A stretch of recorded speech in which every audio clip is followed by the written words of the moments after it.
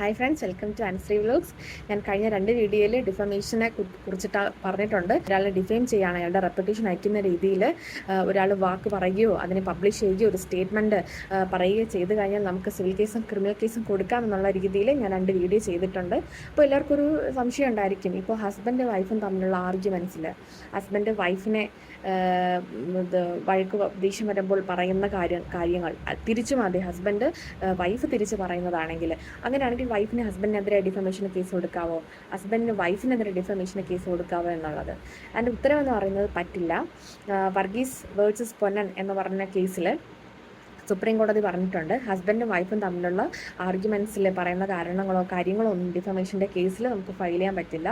പക്ഷേ ഒരു third person അത് കേൾക്കുകയാണ് എങ്കിൽ അത് ഡിഫമേഷൻ്റെ പരിധിക്കുള്ളിൽ വരുന്നതാണ്.